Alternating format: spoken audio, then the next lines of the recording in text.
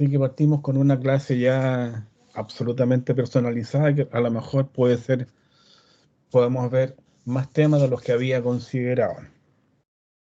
Entonces, como es habitual, partimos primero con la presentación de los temas de la clase de hoy. Primero el tema de consultas y posteriormente quiero que veamos todo lo que podamos hoy día sobre el método de Cross. Entonces, el primer tema de la conversación de hoy día es sobre el tema de consultas. ¿Tienes alguna consulta que formular, Javier, sobre algún tema que te interese?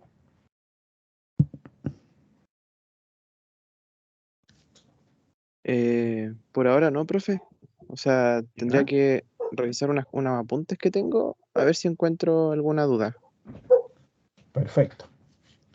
Ahora, de acuerdo a lo que habíamos acordado, hoy día había que entregar el control que habíamos subido sobre elevación de agua, ya antes del inicio de la clase de hoy, y solamente 3 de los 8 alumnos entregaron la tarea, el control, ¿ya? Y las personas que entregaron la tarea eres tú, Jonathan y Tami. Entonces ahí me salta una consulta. ¿Qué pasa con el resto de los alumnos? ¿Estarán estudiando por su cuenta que tampoco participan en la clase? ¿Qué crees tú que puede pasar, Javier? Pucha, yo igual creo que el resto de compañeros debe estar estudiando como por su cuenta después de las clases porque, bueno, estábamos todos en la misma situación por el tema de la práctica y que consumía mucho tiempo. Entonces, yo creo que debe ser eso. Bueno, en sus tiempos libres estarán estudiando y a lo mejor como que no les calzan los tiempos con los envíos de tarea y esas cosas. Pero es que para serte franco, cuando acordamos estas clases en este horario especial, era para que pudieran asistir todos los que estaban trabajando, po. Bueno, pero ya es... Y acordémonos que tenemos el examen de este ramo, que está para el 20 de julio, a contar de las 9 de la mañana, ahí en la sala de computación. Y eso es presencial, no es modalidad online. Entonces, el otro tema que habíamos ya informado que íbamos a ver hoy día es el método de Cross. Entonces,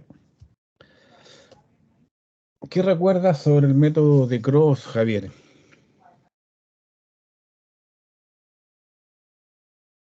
Recuerdo que servía para calcular en sistemas como redes de agua potable que eran como malladas, como en malla, que se dividían como en varios cuadrantes.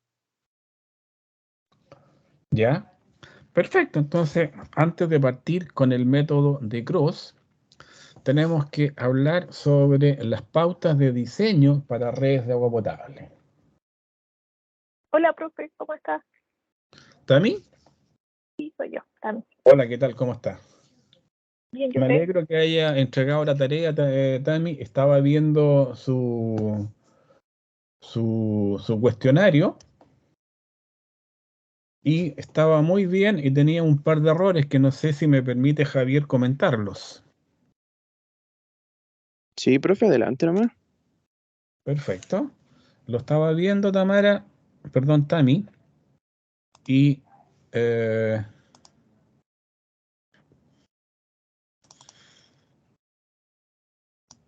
había solamente llegado a la parte del cuestionario, Ya, profe. ¿ya? La respuesta sobre el NPSH la encuentro muy completa, que habla Ujú. sobre el NPSH disponible, requerido, y tenemos que lograr que el NPSH disponible sea mayor que el requerido, significa que no hay cavitación. ¿Ya? La pregunta sobre pérdida de carga creo que está muy completa en el sentido que habla que es la definición y los dos tipos, la pérdida de carga por fricción y singular. Me encontré muy completa la respuesta. Después, ¿cómo determinar el diámetro de una impulsión de una planta elevadora en diseño? La respuesta estaba bastante buena, pero faltó colocar que el diámetro de la impulsión tiene que estar en relación con el diseño de la planta elevadora.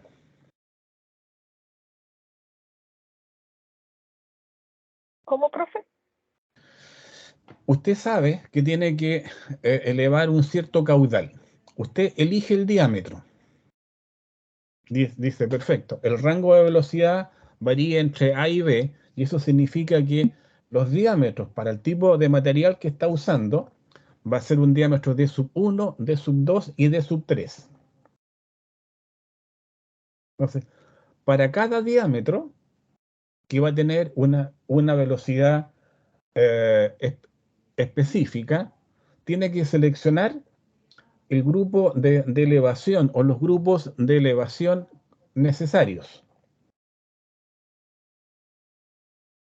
Entonces, para el diámetro 1 va a tener un tamaño de planta elevadora asociado a ese tamaño.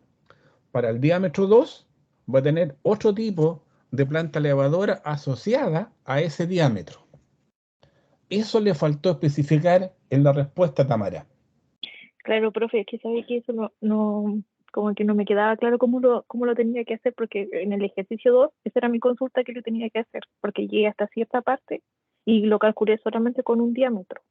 No, pues Tamara, ahí uno lo que tiene que hacer es decir, oiga, para el diseño de la planta elevadora, dado que es un tema económico, tengo que tener como varias opciones de comparación. Entonces, como usted ya definió el rango de velocidades, sabe para ese tipo de material cuáles son los diámetros que son posibles de ocupar.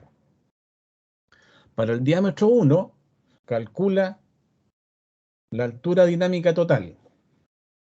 Para el diámetro 2, calcula la altura dinámica total. Y lo mismo para todos los diámetros que usted concluye que son interesantes de analizar.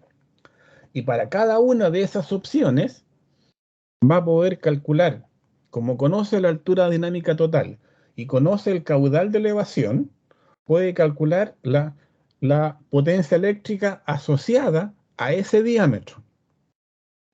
Para el diámetro 2, calcula su altura dinámica total y calcula la potencia eléctrica.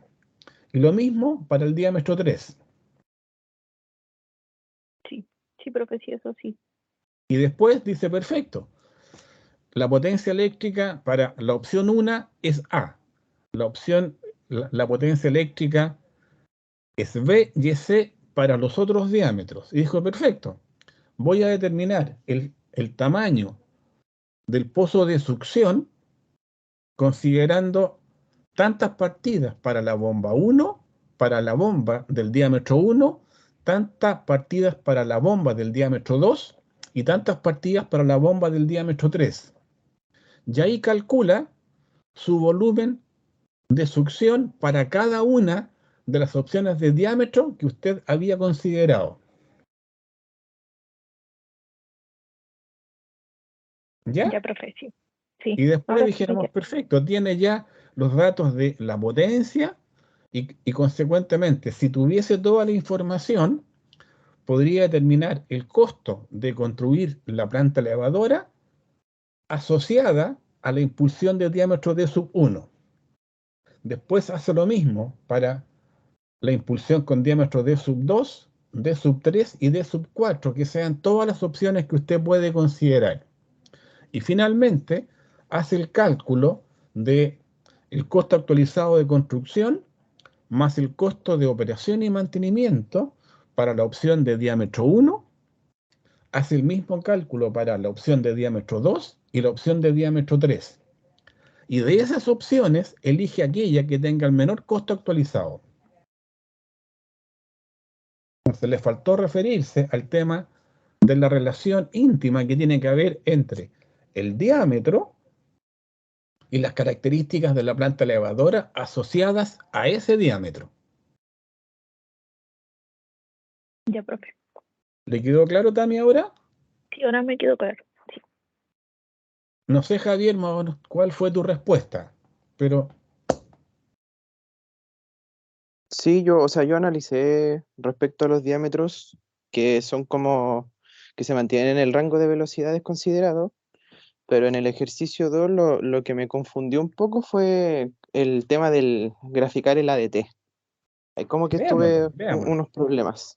Perfecto. Después, en la pregunta 3 estaba esa, la pregunta 4, ¿ya?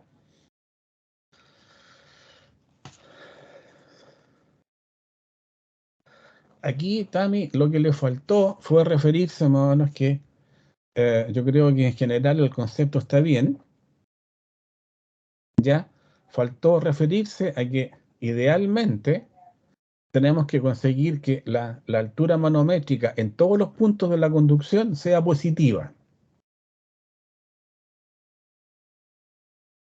y que a la inversa que en el caso de una conducción con impulsión, dado que los costos de operación y mantenimiento de la conducción gravitacional, que son de válvulas y ventosas, son de tercer orden de magnitud,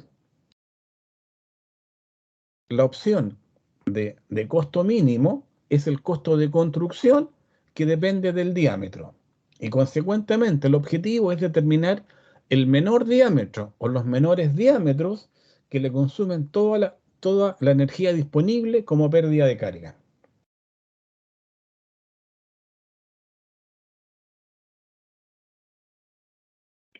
Ya, profe. Sí, ¿Le quedó claro? sí, me quedó claro. ¿Ya? Ujú. Ahora, eh, dado que vimos el cuestionario de Tamara, de Tami, veamos ahora la consulta que hace Javier respecto de su ejercicio.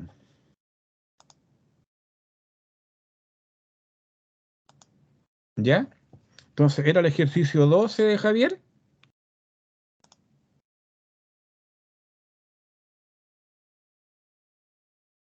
Yujo, se fue Javier. Disculpe, profe, que algo enchufaron en la casa que hizo corte y se cortó la luz y se me fue ¿Ya? el wifi. Me acabo de conectar Entonces, de la red de un celular. ¿cuál es la consulta que tienes sobre el ejercicio 2 que espero que esté en pantalla? ¿Está en pantalla? Sí, lo está viendo. Perfecto. Entonces lo vamos a ampliar a 150 para que se vea más claro. ¿Ya? Dice aquí, desde un Sí, embalse profe, se ahí se desea ve. regar una zona agrícola mediante una planta elevadora con conducción de polietileno. En el punto de entrega de caudal, la presión manométrica requerida es de 20 metros columna de agua. Los datos que se dispone son los siguientes. Y ahí aparecen una serie de datos. ¿Ya? Área a regar, tasa de riego, rugosidad de la tubería, longitud, y nos piden caudal a regar, prediseño de la planta elevadora con configuración 2+1, diámetro de la impulsión y timbraje de la tubería. Entonces acá nos dicen primero que hay un área de riego de 75 hectáreas y que la cantidad de agua que requieren por día cada hectárea es de 100 metros cúbicos. Consecuentemente, yo puedo decir, si yo riego todos los días, el consumo de agua va a ser de 75 hectáreas por 100 metros cúbicos por hectárea. Consecuentemente, el volumen de riego va a ser de 7.500 metros cúbicos por día.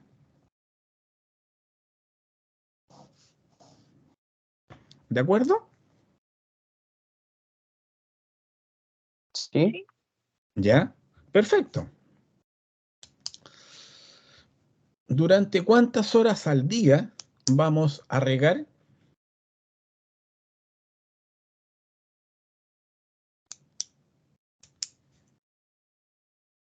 Yo no sé si lo habré tomado bien, pero consideré 12 horas de riego. ¿Cómo? Consideré 12 horas de riego. ¿Cuántas horas de riego? 12. Perfecto. ¿Por qué consideraste 12 que viene la consulta a continuación?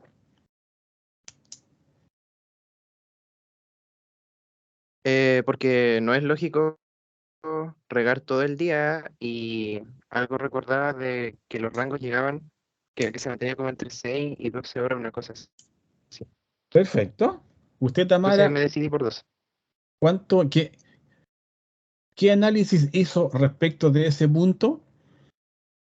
No, profe, yo le puse las 24 horas como en el caso ¿Ya? más desfavorable. Entonces,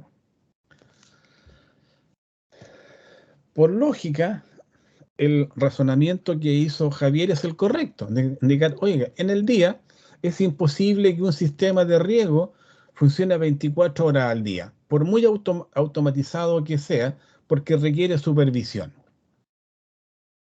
Entonces voy a considerar 8 horas de riego al día, 12, alguna cosa que sea defendible y que sea entendible. Consecuentemente, yo tengo el volumen de 7.500 metros cúbicos por día, que ahora voy a repartirlo en 12 horas.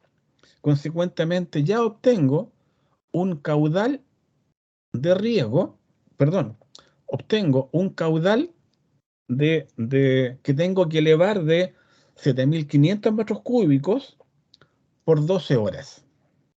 Y eso da del orden de 600 metros cúbicos por hora. Y en litros por segundo, no sé cuánto dará. ¿Ya? Entonces, ya con eso, ya tengo el caudal de riego.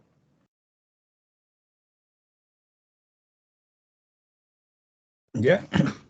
Entonces, digo, perfecto. ¿Qué tengo? Que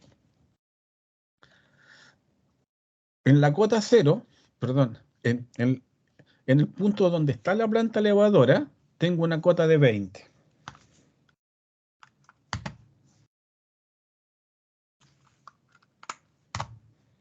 ¿Ya? Y en el punto final, que es la distancia 3.000, tengo una cota de 80.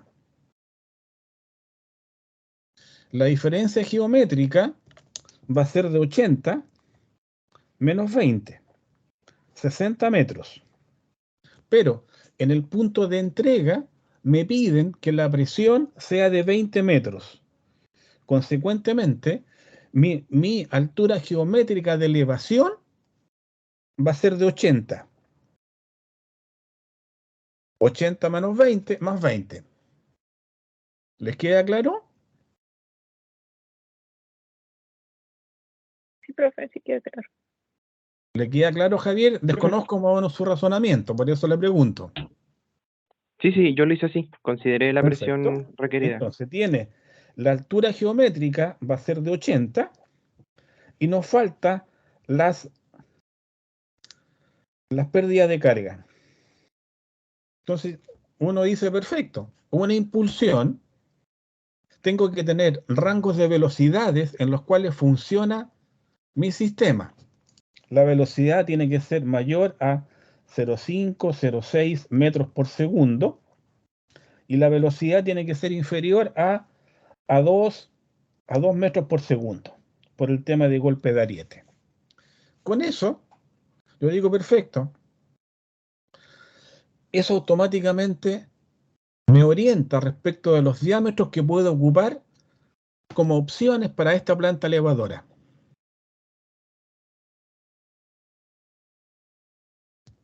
¿Ya? Entonces, aquí Javier dijo, perfecto, tengo 3 diámetros que me sirven. Diámetro de 400 milímetros para velocidades de 1,3, ¿ya?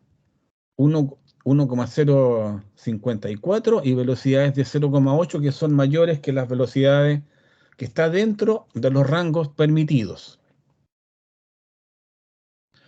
Para cada sistema tenía aquí el factor F, calculó la pérdida de carga la altura geométrica y llegó a que la altura dinámica total para la opción de 400 milímetros era 93 metros, para la otra era 87 y la otra era 84. Y con eso concluyó que sus potencias eran 227 kilowatts, 213 y 204. ¿Cuál es la mejor combinación? No lo sé, hay que hacer el estudio de costos. ¿Ya? Después me pedían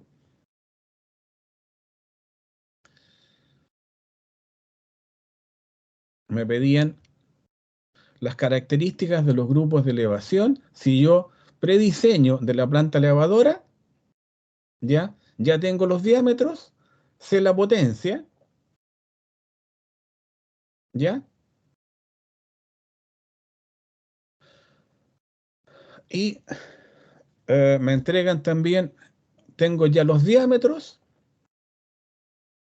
entonces para cada diámetro puedo calcular la altura de elevación total, que la había calculado ya en alguna parte Javier, que debería ser la altura dinámica total, debe estar más abajo.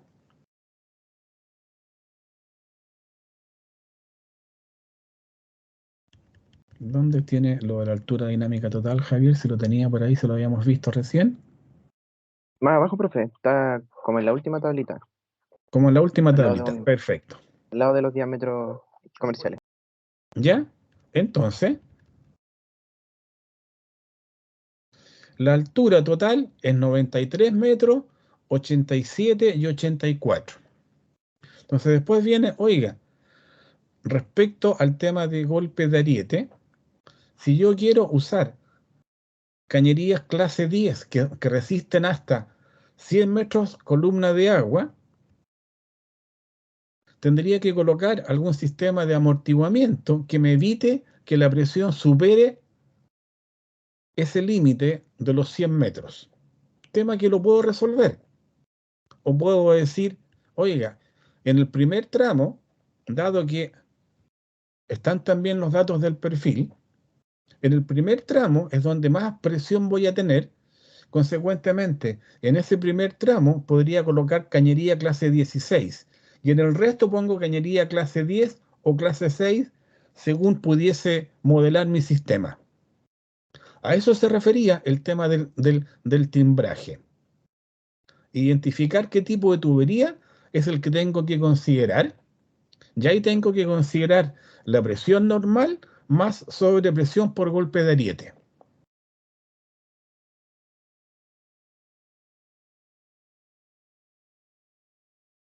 ¿Ya?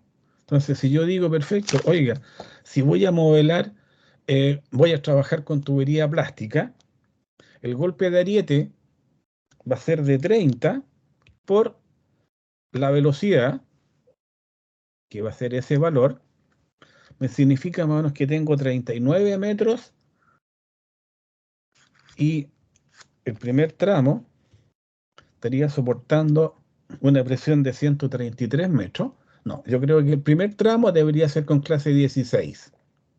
Y posteriormente comenzar a buscar dónde podría ser un cambio en el timbraje de la tubería, dónde podría empezar a ocupar cañería clase 10 o clase 6. Y eso tendría que verlo con el perfil que supongo que está entregado en alguna parte. ¿Ya? Entonces aquí, oiga, desde, a lo mejor hasta el metro 2000, perdón, aquí tengo los ciento y tanto más el golpe de ariete, a lo mejor hasta el metro 2000 podría usar cañería clase 16 y del metro 2000 en adelante podría usar cañería clase 10.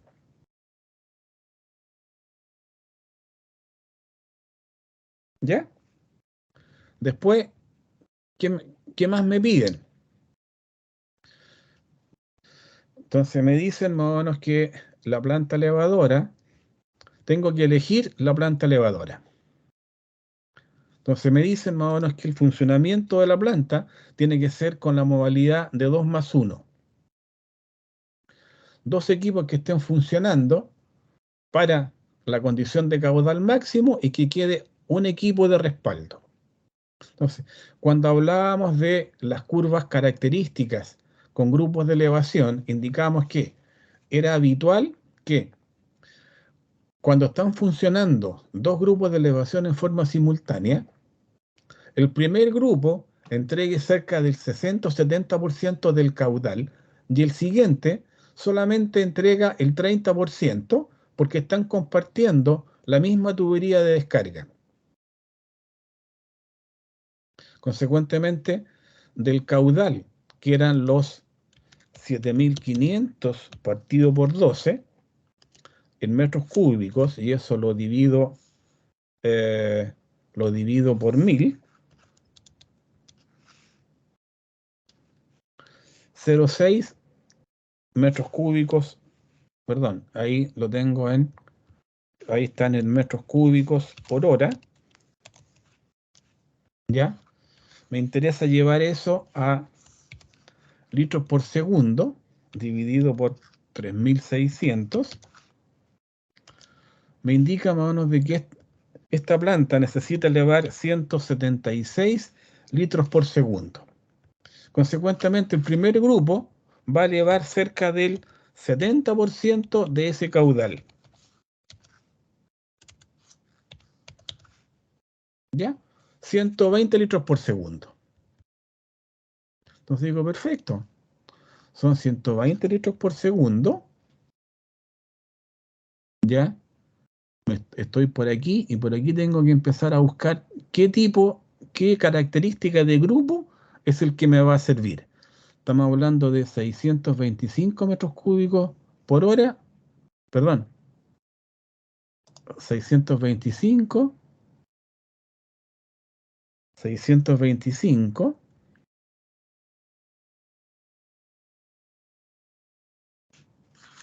más 625 por 7 sobre 10 son 437. Bueno, aquí me equivoqué más o menos con los valores, no lo había hecho, y deberíamos tener un grupo de elevación que podría estar por aquí en el rango de la 6408.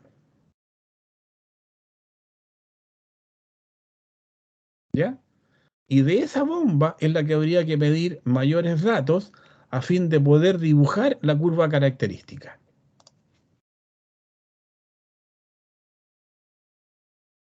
¿Ya? Entonces yo aquí dije, perfecto, voy a inventar estos valores, ¿ya? Que esta sea la curva característica. Entonces tendría que dibujar mi curva característica del grupo elevación, que eso parece que está hecho más abajo o más arriba que está acá. ¿Ya? Entonces aquí dibujó la curva característica para un diámetro y tiene la curva característica que la inventamos. Entonces aquí cuando funciona uno entrega ese caudal y cuando funciona la otra entrega un delta más, que es el razonamiento adecuado, pero esta curva característica, para este análisis había que hacerlo para cada diámetro de mi sistema. Porque cuando hizo Javier los cálculos, lo había hecho para un diámetro 409, un diámetro 458 y un diámetro 515.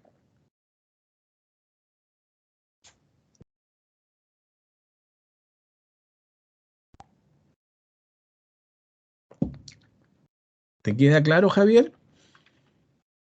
Sí, profe, ahí me queda claro. A mí, o sea, yo lo hice solamente con uno y no estaba seguro si poner el resto. No, se Y había que ahí hacer, respecto porque eso es lo que justo, dijimos.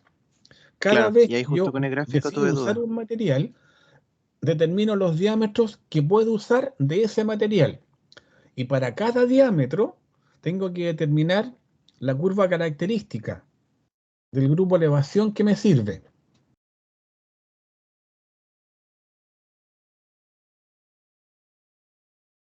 ¿Le queda claro, Tamara? Sí, profe, ahora sí. Tenía unos errores por ahí, pero lo voy a hacer de nuevo. ¿Ya? ¿Desean que veamos el ejercicio 1? ¿Sí? ¿Ya? Entonces, después de ese sí medio debilucho,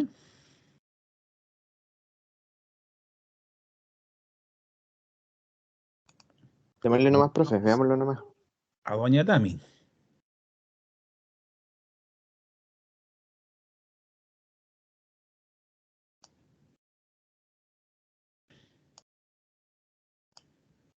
¿Ya?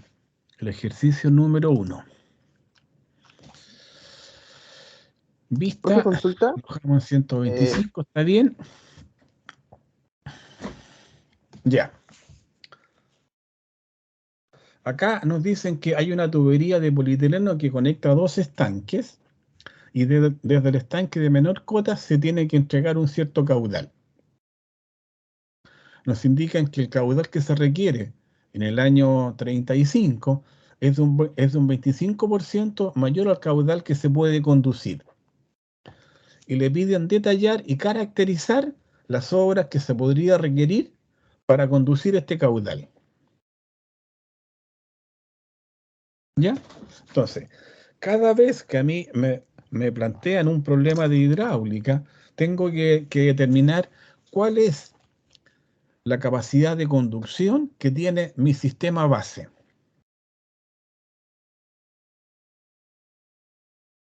¿Ya? Entonces ahí tengo lo primero, aquí en las cosas que, en los errores que cometió Tamara, es no dibujó el perfil. Ah, no, perdón, aquí está dibujado, lo encontré aquí. Entonces dibujó el perfil, puso los estanques en forma muy ingeniosa, muy bonita, y concluyó que tiene dos tramos, y consecuentemente la capacidad de conducción de este sistema va a tener capacidad del tramo AB y la capacidad del tramo BC. Y la capacidad de entrega de agua del sistema completo es el menor de los dos caudales. Hizo los cálculos y determinó que el tramo AB, no sé cuánta agua lleva, no sé dónde tiene eso, Tami. Está ahí, profe, en el primer cuadrito. En el Un primer poquito más abajo. caudal No, base. más abajo. Entonces aquí Ahí está. concluyó que el tramo AB lleva 9 litros por segundo y el otro tramo lleva 11,4. Entonces, perfecto. Ya tiene el caudal base, ¿ya? Y como el incremento de caudal es de un 25%, es eso por 125 partido por 100. Tiene que llevar 11,4. Consecuentemente, lo único que tiene que reforzar es el tramo AB, porque el tramo BD, el otro tramo, tiene capacidad suficiente para, para transportar el caudal, porque el otro tramo lo tiene aquí, son esos 162. Entonces aquí le faltó colocar, Tami, que el caudal base del tramo AB es ese. El caudal base del tramo BC es ese. ¿Ya? Y consecuentemente, el caudal punta que tiene que transportar el proyecto para el tramo AB van a ser los 11,4 litros por segundo y para el tramo C, para el otro tramo va a ser el mismo caudal. Consecuentemente, el tramo AB tiene un déficit de conducción de 2,2 litros por segundo. Y el tramo BC tiene un déficit de conducción negativo. Consecuentemente, lo único que requiere hacer es trabajar sobre el tramo AB.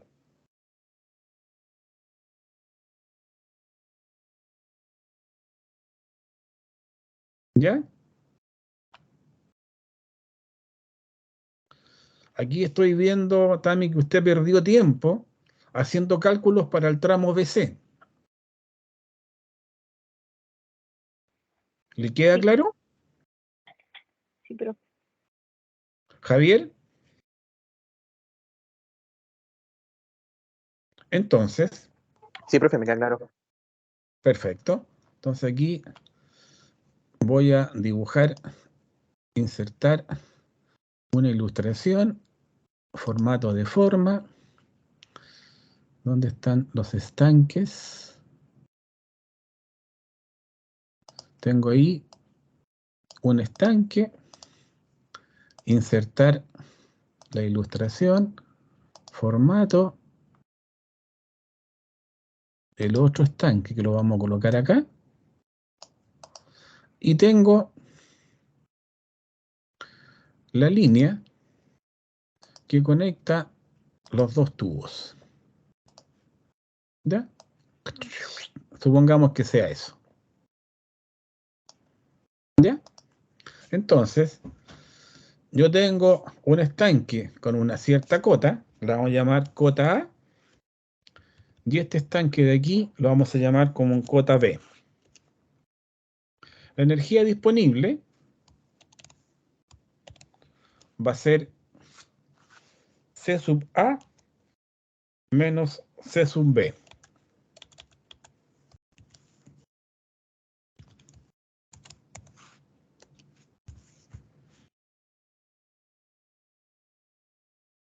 ¿Ya? Y aquí tenemos un punto medio.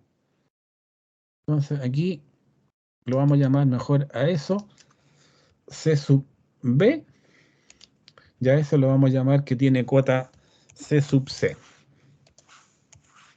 Entonces, lo que nosotros teníamos que reforzar era el tramo que va desde la salida del estanque de inicio hasta el punto alto que tiene la conducción.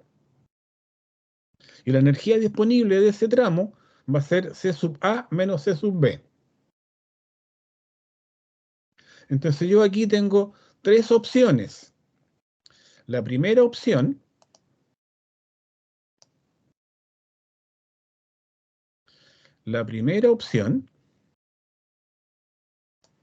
es decir, voy a colocar un tubo paralelo que refuerce la conducción entre el punto A y el punto B. Lo vamos a modificar un poquito para que se vea mejor en el mono. Le vamos a colocar color rojo. Entonces, rojo, tengo que reforzar el diámetro. Conozco la energía disponible, conozco el largo, lo único que no conozco es el diámetro. Digo, perfecto, energía disponible igual a pérdida de carga, pero de ese tramo.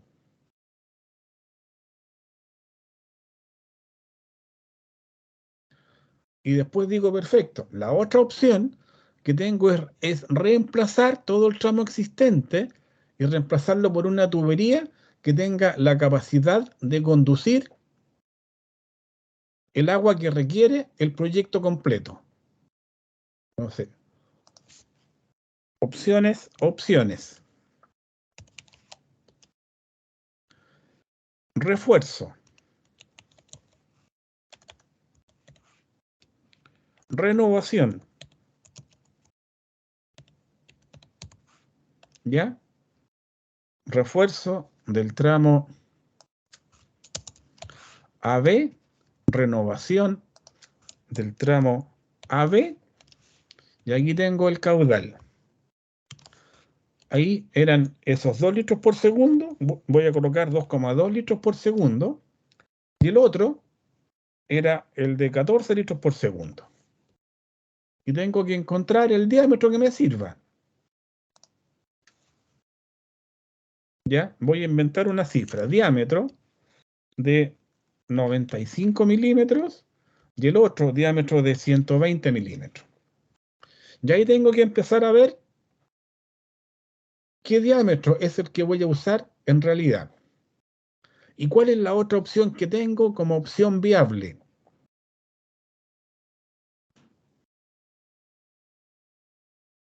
Agregar energía. Perfecto. Un booster. ¿Ya? Entonces aquí con el booster, el diámetro que tengo es el diámetro existente y tengo que calcular la pérdida de carga cuando por esa planta elevadora llevo el caudal de diseño o llamémoslo de proyecto, que serían, le vamos a poner aquí esos 14 litros por segundo. ¿Ya? Voy a suponer que hice todos los cálculos y esa energía que requiero como pérdida de carga sea de, veamos, déjenme ver los datos primero. Tengo 150, tengo 30, ya, sea de 80 metros. 80 metros columna de agua. ¿Cuál es la energía disponible que tengo en ese tramo? Ya la había calculado. La diferencia de cota de los dos estanques con los niveles de superficie libre, y de acuerdo a los datos que tenía Tamara, la energía disponible era de 10,33 metros. Entonces, hagámoslo más o menos que la energía disponible era 10,33 metros y la energía que yo requiero en ese tramo sea de 25 metros. Consecuentemente, el booster tiene que elevarme el agua, la diferencia entre la energía disponible y la pérdida de carga. Consecuentemente, tiene que elevarme el agua 25 menos 10,33 metros, que es la energía disponible. Tiene que elevarme el agua 14,67 metros. Y la potencia eléctrica, yo la puedo estimar, la potencia eléctrica, la puedo estimar como 14 Q por H.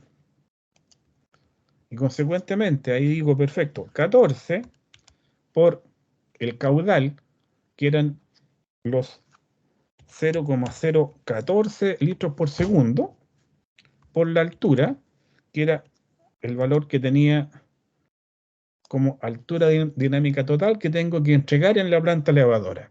Y eso me da un número que me indica que necesito que el grupo elevación le aporte al fluido, a la salida del estanque, una potencia eléctrica de 2,8 kilowatts que se va a transformar en potencia hidráulica. ¿Cuál es la opción que uso? Tengo que determinar el costo final de operación de cada una de las opciones con el costo de construcción asociado y determinar cuál es la opción más barata. Y para eso tengo que comenzar todo un proceso que permita determinar cuál es el costo de colocar de reforzar la aducción de diámetro 95, cuál es el costo de renovar la aducción con diámetro de 120 o lo que resulte, y comparar ese costo con el costo de operar la planta elevadora, que va a ocupar prácticamente 3 kilowatts cada vez que esté operando y entregando el caudal de diseño. ¿Cuál es la opción más barata? Tengo que hacer los cálculos correspondientes.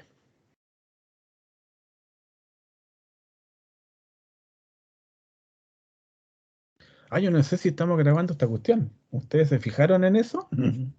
Yo inicié al principio, profe, la grabación. Perfecto. Entonces, eso era el razonamiento para este control.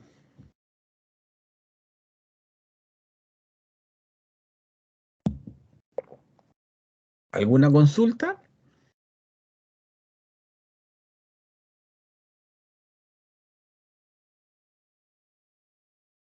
No, Si se profe, me fijan, queda el claro. tema a mí más me quedó claro. importante es tener claridad sobre el planteamiento con el cual busco la solución.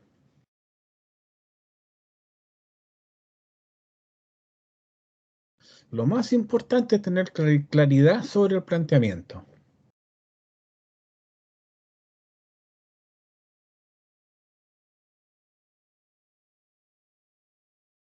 Y después me pongo a trabajar. No me pongo a trabajar ya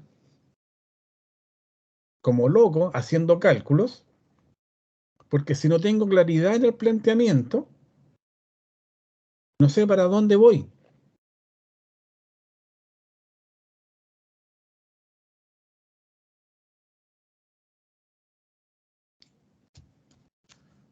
¿Les queda claro?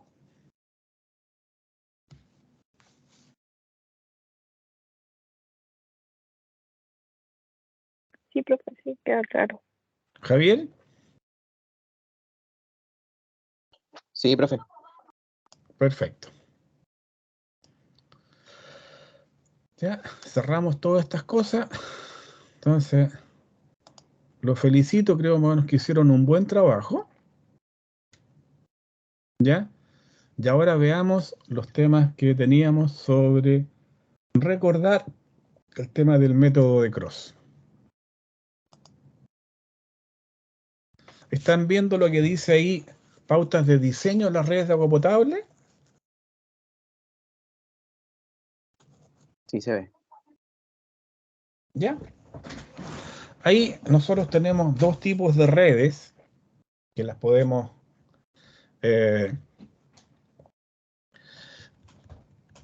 tenemos dos tipos de redes que donde sale agua de un estanque.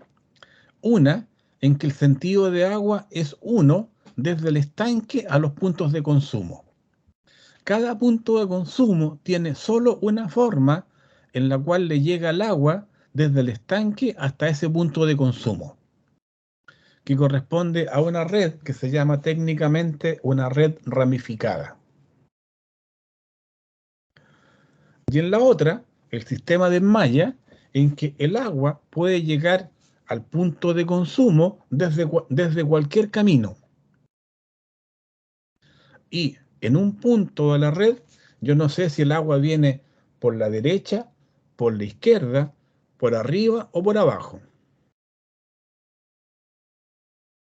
Entonces, en un sistema ramificado, como yo conozco el caudal que pasa por cada punto, puedo aplicar las ecuaciones de pérdida de carga y puedo determinar cuál es la presión que tengo en cada punto, como la diferencia entre la cota del estanque de salida menos la cota en el punto en el cual estoy sacando el agua, menos las pérdidas de carga. Y ese es el valor de la presión en ese punto de consumo.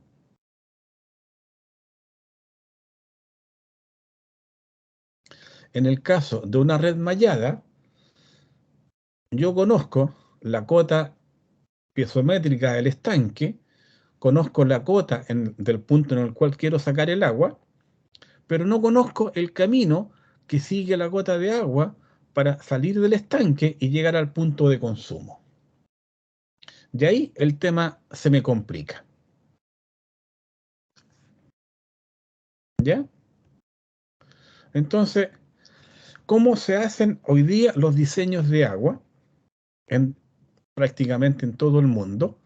Hay una norma que establece cómo se debe diseñar una red de agua potable. En cada país existen variaciones, pero los conceptos son prácticamente de orden universal. Entonces, en Chile hay una norma que es la 691 de hace casi 8 años que establece cómo se debe, cuáles son las consideraciones que se debe tomar cuando yo hago el diseño de una red de agua potable. Entonces, tiene muchos temas que ustedes después los pueden leer en esta norma y respecto de las características de los diseños, esta norma establece que hay 3 tipos de consumo para los cuales se tiene que verificar toda red de agua potable, que son 3 características de consumo absolutamente distintas y en algunos casos relacionadas. Dice, oiga, las condiciones son que todo el mundo esté sacando agua en un instante dado,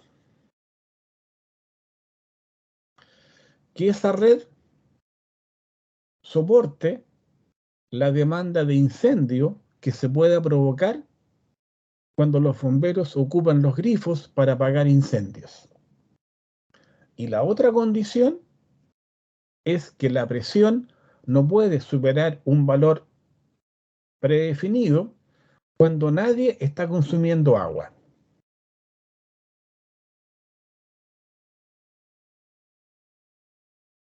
¿Ya? Entonces, hay 3 tipos de valores de consumo con los cuales tenemos que verificar toda red. Caudal nulo, caudal de incendio y caudal máximo horario o instantáneo. Y esta norma establece cómo se tiene que calcular cada uno de estos caudales. Lo más sencillo es el caudal nulo, cuando nadie está consumiendo agua. Y ahí la norma establece que para esa condición la presión en la red de agua potable no puede superar los 70 metros columna de agua o 7 kilos por centímetro cuadrado. ¿Por qué? Para evitar que dentro de las casas hayan roturas en las tuberías de los baños y las cocinas. Después, en la condición de caudal de incendio, se establece que la presión en los grifos a los cuales están conectados los carros bomba tienen que tener una presión tal que el agua pueda llegar al carro bomba que se coloca al lado del grifo. Y esa presión es de 5 metros columna de agua, que permite y garantiza que con esa presión en el caudal que tiene que entregar el grifo de 16 litros por segundo, puede entrar agua en caudal suficiente para que el carro bomba funcione en buenas condiciones. Y los bomberos atacan el incendio con el chorro de agua que sale del carro motobomba. Los grifos no se diseñan para que los bomberos ocupen el agua directo del grifo para combatir el incendio. Los grifos se diseñan para que el carro bomba asociado tenga el caudal suficiente para que esta agua entre al carro bomba y el carro bomba, que no es otra cosa que una planta elevadora, le agregue energía hidráulica a esa masa de agua para que salga por la manguera con la presión y la velocidad que los bomberos necesitan. Y la otra condicionante que establece la misma norma, que cuando todos están sacando agua, voy a dar un ejemplo práctico, el día de máxima demanda son preferentemente los fines de semana de los meses de verano a mediodía. Que en esa condición la presión en cada la presión en cada arranque de agua que abastece, que permite a las personas sacar agua de la red pública de agua, sea mayor a 15 metros columna de agua.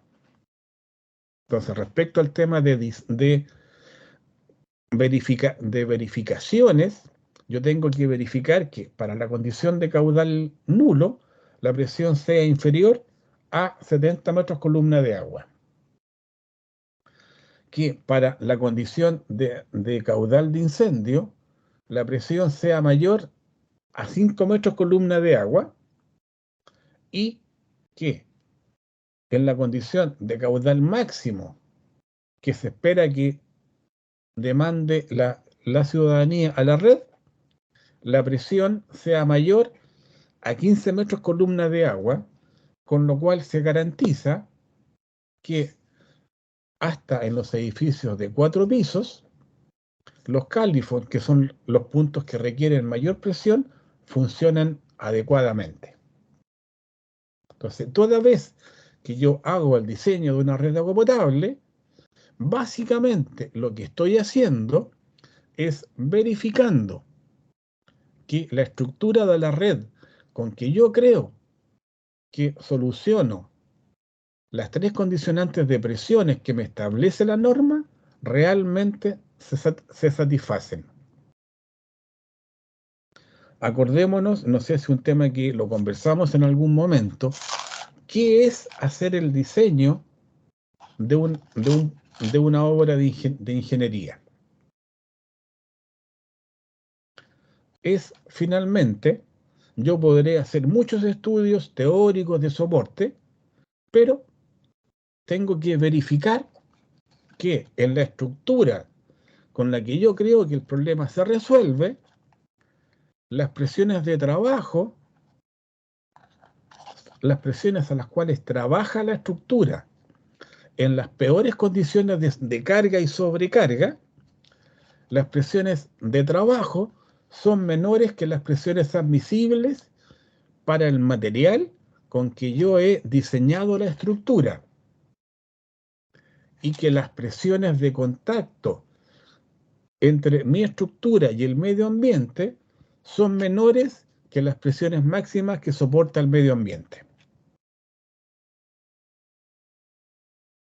No sé, toda vez que yo hago un diseño de ingeniería, lo que estoy haciendo es verificando si la estructura, el puente, el camino, la casa, el edificio, el rascacielos, si las presiones de trabajo son inferiores a las admisibles para los materiales con los que estoy diseñando esa estructura, y también que las presiones de contacto entre la estructura y el suelo sean menores que las tensiones que admite ese tipo de terreno en el cual estoy edificando mi obra.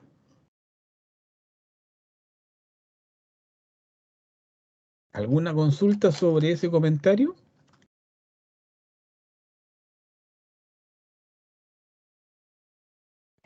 No, profe. ¿Ya? Entonces tenemos que tener claridad qué significa hacer un diseño. Yo verifico que lo que yo creo es realmente correcto.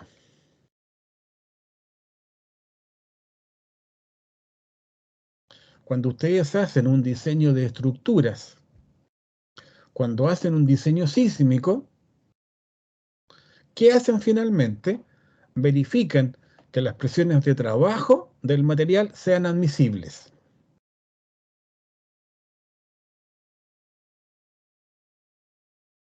¿Y qué significa que sean admisibles? Que sean menores que las tensiones de fluencia a las cuales esa estructura puede colapsar.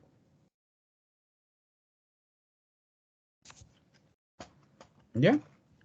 Entonces, cuando yo hago el diseño de una red, lo que hago es una verificación. Y esta norma me indica cómo tengo que verificarla. Verifico los caudales con las presiones. También la norma me establece cómo calculo el caudal de una red de agua potable. Cada cuántos metros tengo que colocar los grifos. Eso aparece ahí en la norma. ¿Cuál es la cantidad de grifos que el sistema requiere?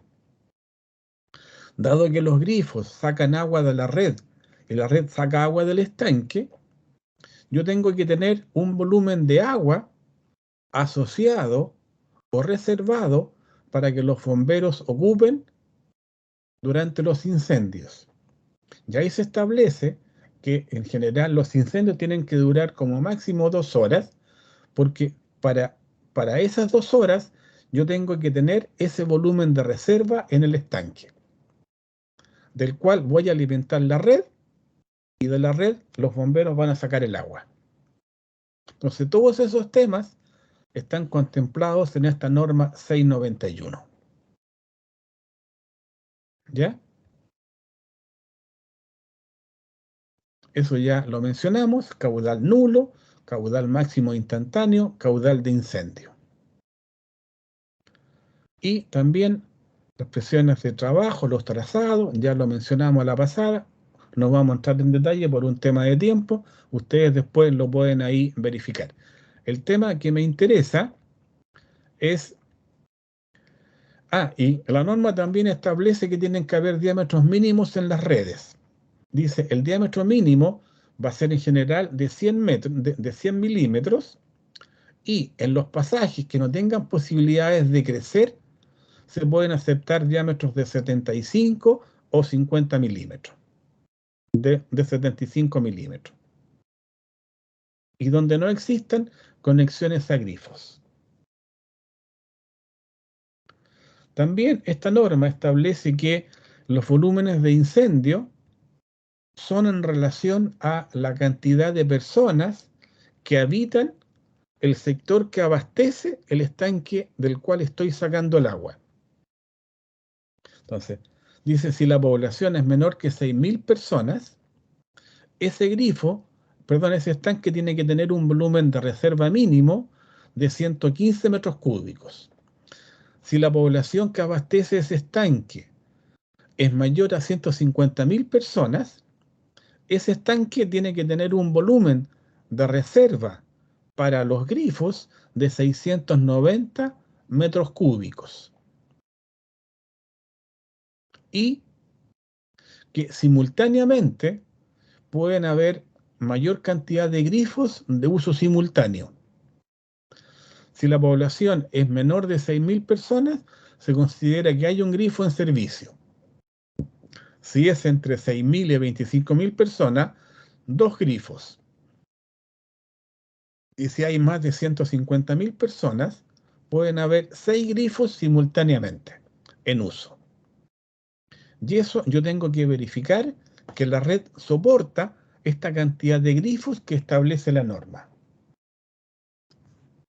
También hay otro punto que establece la distancia máxima entre grifos y puntos de incendio, que son 150 metros, medido por calles y pasajes.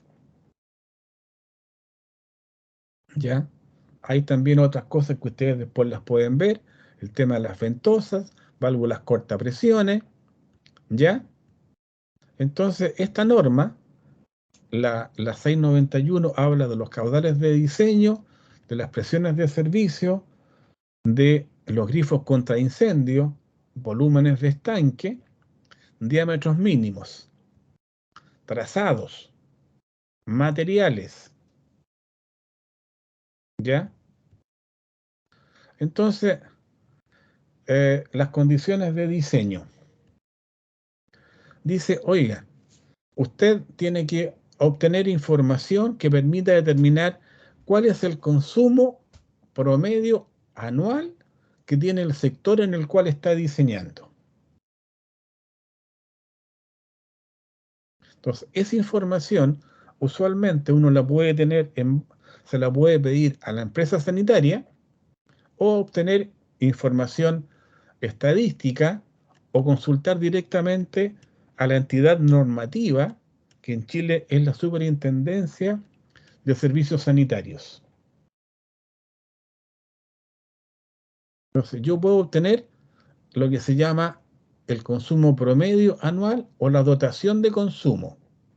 En Chile, el promedio de consumo por habitante es del orden de los 150 litros por habitante día como valor promedio anual.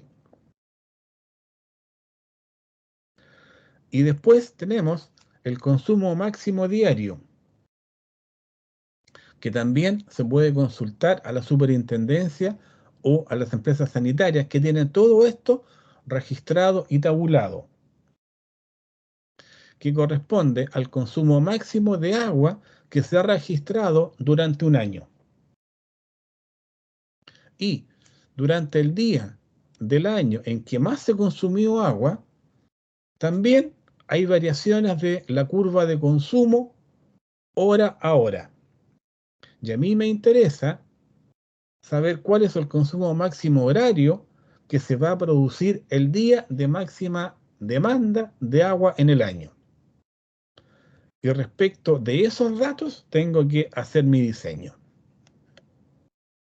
Entonces, ¿cómo procedemos? Aquí estamos mostrando cómo varía la demanda de agua promedio de una ciudad que se abastece de un estanque durante el día de máxima demanda. A las 12 de la noche hay muy poca demanda de agua, tiene pequeñas variaciones, pero cerca del mediodía es cuando más agua demanda el sistema. Y yo tengo que entregar un diseño de la red que le permita a todo el mundo poder sacar el caudal que necesitan a la hora que ellos necesitan, el día que necesitan. Consecuentemente, cuando hago mi verificación de caudal máximo horario, tengo que conocer ese valor. Y conozco el caudal promedio del día, el caudal máximo que se demanda ese día. ¿Ya?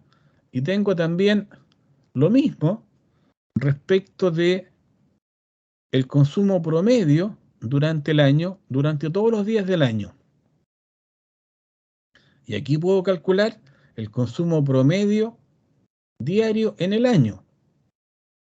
Pero a mí lo que me interesa es poder satisfacer la demanda máxima horaria que se va a producir durante el día de máxima demanda.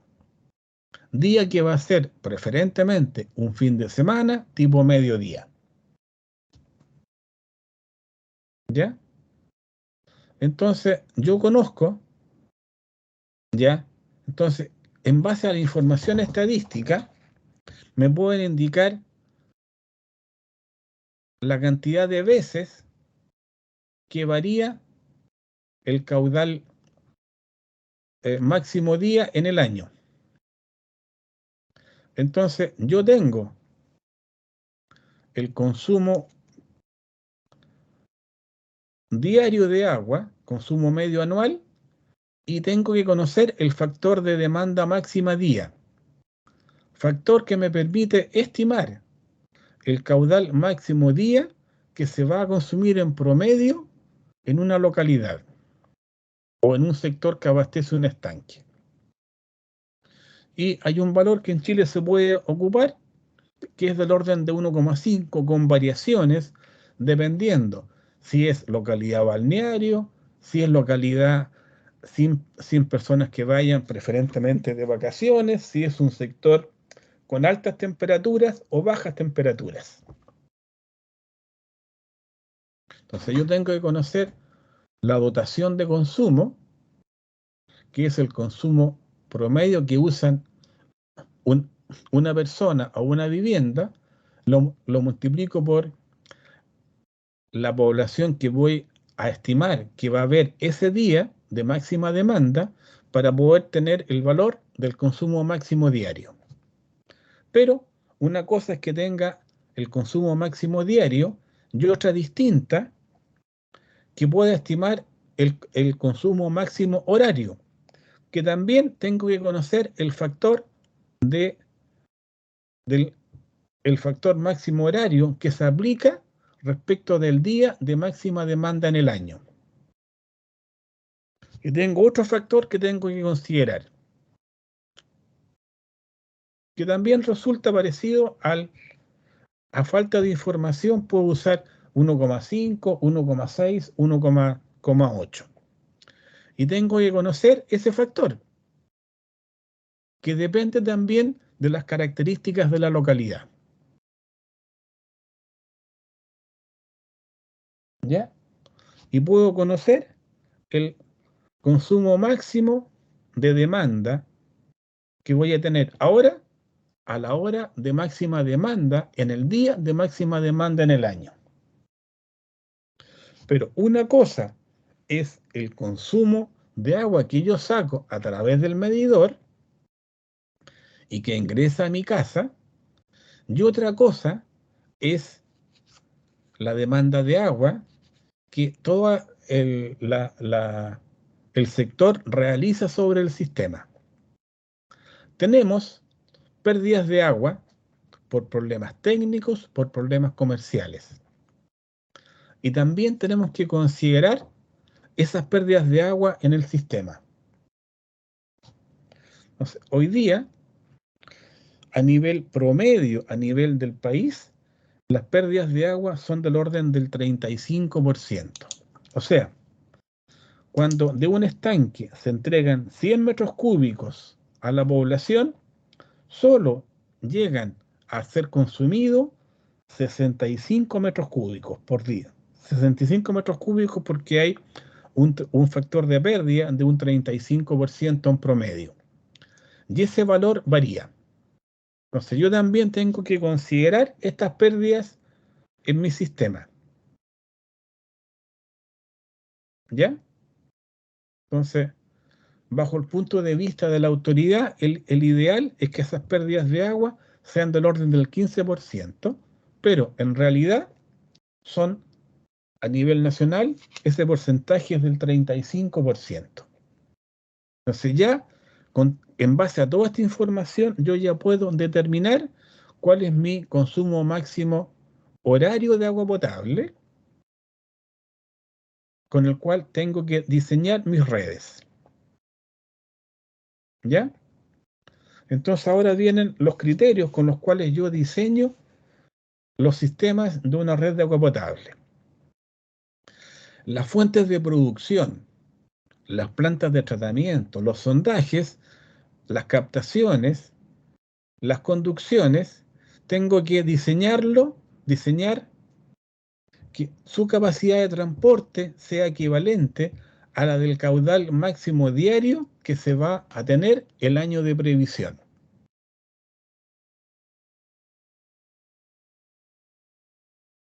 Cuando nosotros hacemos un diseño de agua potable, no lo hacemos para la demanda que voy a tener el próximo verano, sino que tengo que preverlo a algunos años más. Y usualmente es del orden de 15, 20 o 30 años.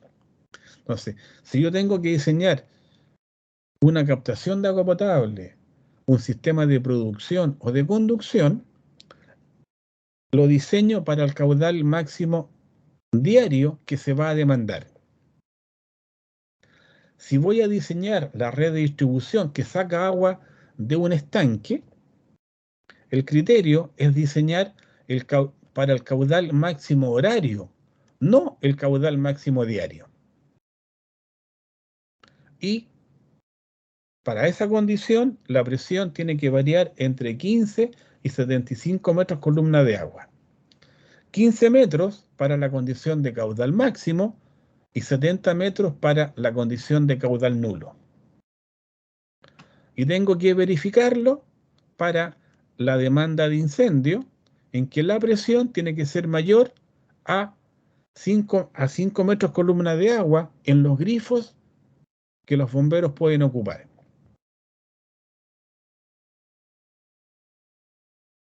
Y así como hablábamos de el caudal nulo, el caudal máximo, el caudal de incendio, para el cual tengo que verificar la red, corresponde al caudal máximo diario más la cantidad de grifos que la norma establece que pueden estar en uso. ¿Ya?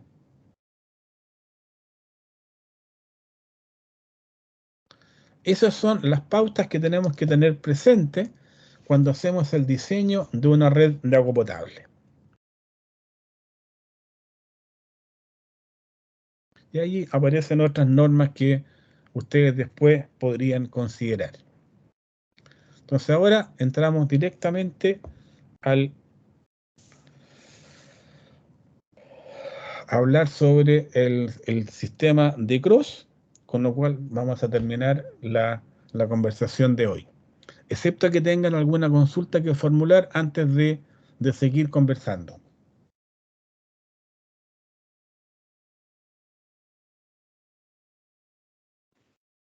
Al menos yo no, profe, Yo tampoco, por profe, ahora. pero ¿Ya? ¿No hay nadie más en la clase? Yo, profe, pero tampoco tengo duda. Perdón, ¿quién es yo? Jonathan. ¿Qué tal, Jonathan? ¿Cómo estás? Bien, ¿y usted, profe? Bien. Entonces, ahora vamos a hablar sobre el método de Cross. ¿Ya? Aquí hay una foto que probablemente ya la han visto sobre un sistema, el ciclo urbano del agua potable, que tiene un sistema de captación, un sistema de tratamiento, donde yo adecuo la calidad del agua que capto para que esa agua pueda ser consumida por la sociedad. Entonces, si yo hago el diseño del sistema de captación de agua, el sistema de producción, el criterio que me establece la autoridad sanitaria es que yo tengo que diseñar ese sistema para la demanda máxima diaria. Y cuando hablo de las redes de distribución, tengo que diseñar las redes de distribución para que cumplan, de acuerdo a demanda, las condiciones de caudal nulo, presión inferior a 70 metros columna de agua, caudal de incendio, presión mayor a 5 metros columna de agua y en la condición de caudal máximo horario, demanda que se va a producir 1 hora al final del ciclo del proyecto, la presión sea mayor a 15 metros columna de agua. Entonces viene el tema que nosotros podemos tener un sistema ramificado y un sistema en malla. Ya indicamos que en el sistema ramificado yo conozco las características de consumo de cada punto y sé que la forma en que viaja el agua desde el estanque a ese punto es única. Y como conozco las características de la red, puedo calcular en cada punto las pérdidas de carga para la condición de caudal que estoy verificando. Caudal nulo, caudal de incendio, caudal máximo horario. En un sistema de mallas, yo no sé cuál es el camino que sigue el agua para llegar al punto final, al punto de consumo. Puede viajar por la izquierda, por la derecha, por la tubería de arriba, por la tubería de abajo, y puede seguir múltiples caminos buscando el punto en el cual consuma menos energía. Entonces, en el caso de una red ramificada, yo conozco la demanda de agua de cada nodo, conozco las cotas de los nodos, conozco las características de las tuberías, porque acuérdense, cuando yo hago un diseño de una red, lo que hago es una verificación. Y verifico que para las condiciones que establece la norma, caudal nulo, caudal de incendio, caudal máximo horario, las presiones sean menores que 70, mayores que 5 metros columna de agua y mayores que 15 metros columna de agua.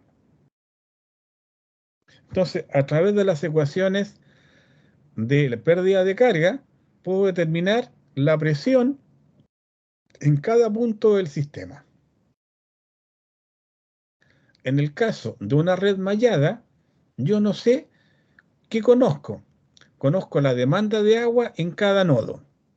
Sé en cada nodo, porque he modelado la cantidad de casas que puedo considerar que van a extraer agua de ese punto.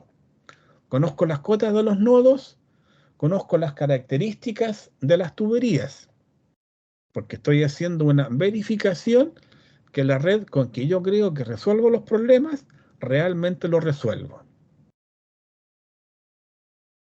Entonces, ¿cómo determinamos la presión en los nudos? No conocemos los caudales en cada tubería.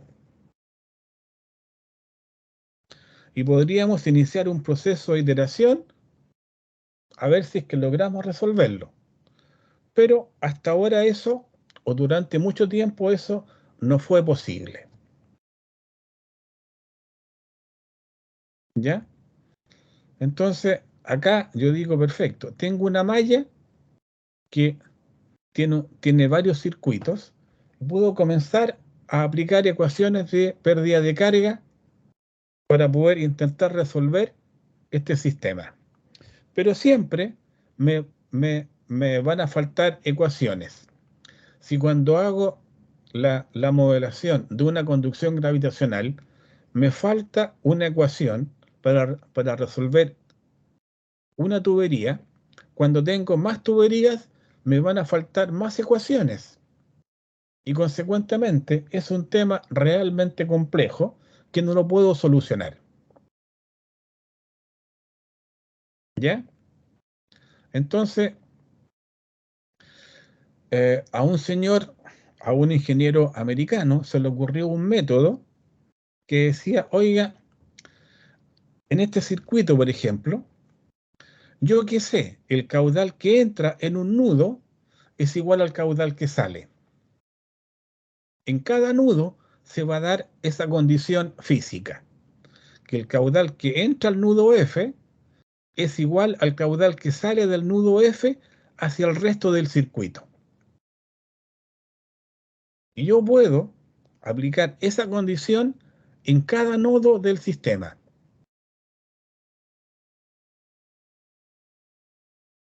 El nodo A, el caudal que entra igual al caudal que sale para cada nodo de mi sistema.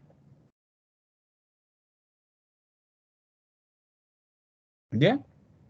Y la otra condición que vio Hardy-Cross, que es decir, oiga, a la gota de agua que entra por el nudo F, le da lo mismo irse por la rama 1, por la rama 2 o por la rama 3, si es que la forma que elige es la forma de mínimo consumo de energía. Entonces, considerando que yo le doy sentido y dirección al fluido, esa condición se expresa con la condición que la sumatoria de las pérdidas de carga en un circuito va a ser igual a 0.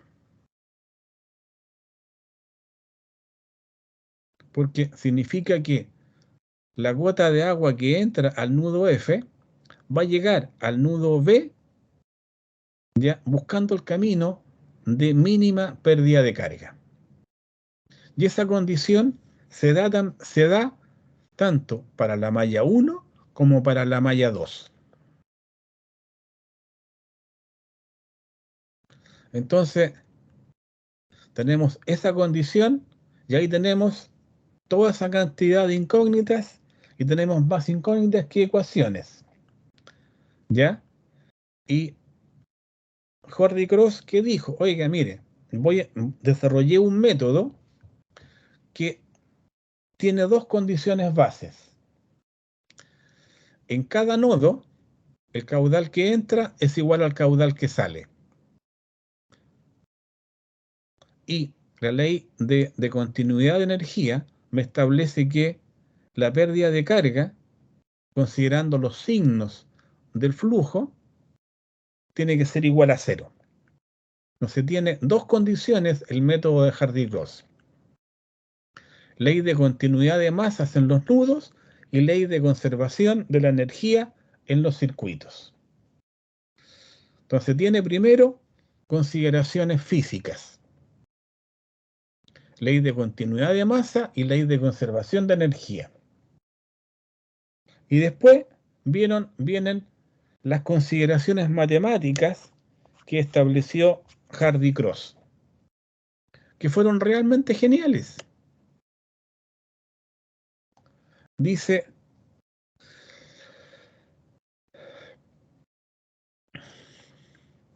si en una ecuación yo tengo expresiones algebraicas de valores que varían entre 0 y 1 elevados a un cierto exponente,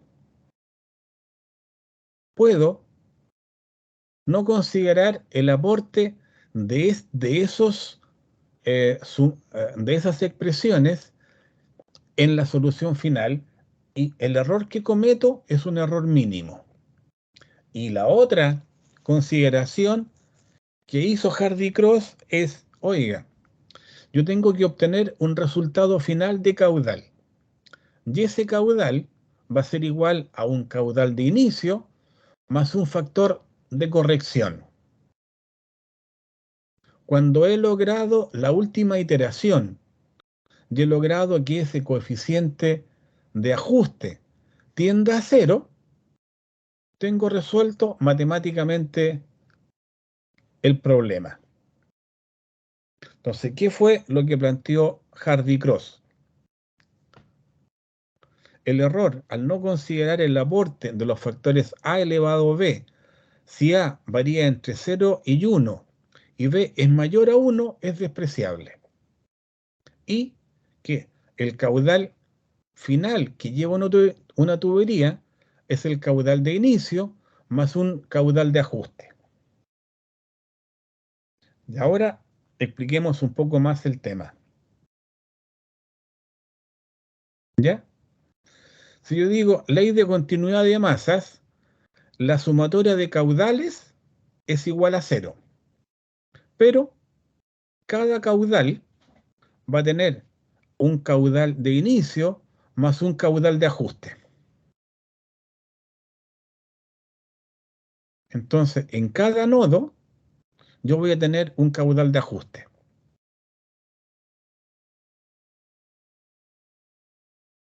¿Ya? Entonces digo, perfecto. Yo tengo que determinar esos caudales de ajuste de forma tal que converjan al valor 0 y así ya los puedo despreciar. Y en la ley de conservación de la energía usamos las fórmulas de pérdida de carga que ya las hemos ocupado en gran parte del curso. Entonces tengo la sumatoria de las pérdidas de carga es igual a 0. ¿Ya? Entonces tengo esa ecuación, uso la ecuación de Hazen-Williams o la fórmula de Darcy. Y la fórmula de Darcy me dice, por ejemplo, que la pérdida de carga es 10,67 por Q partido por C elevado a 1,8 por el largo partido por el diámetro elevado a 4,871. En esta expresión, dado que yo estoy haciendo una verificación, ¿cuál es la única variable que no conozco?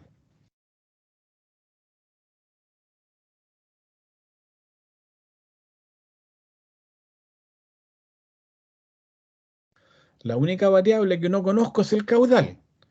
Como sé que estoy usando tubería, por ejemplo, de polietileno, sé cuál es el coeficiente de Hazen-Williams para esa tubería de polietileno. Y puedo usar un C de 110, 120 o 150. Conozco el largo, conozco la distancia que separa los nodos y conozco el diámetro de la tubería que conecta los nodos. Consecuentemente, la única variable que no conozco es el caudal.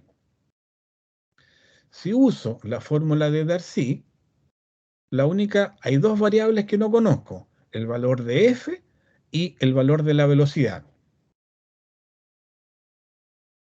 Consecuentemente, cuando uso la fórmula de Hazen-Williams, puedo también escribir la fórmula con estas expresiones, que la pérdida de carga es una variable A por Q elevado a 1,852, y esta variable A es el valor de 10,67 partido por C elevado a 1,8 por el largo partido por el diámetro elevado a 4,87.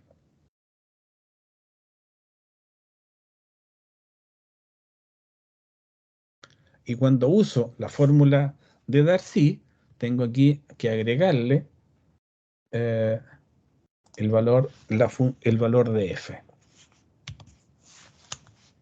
Ya, se lo agrego y seguimos con la conversación.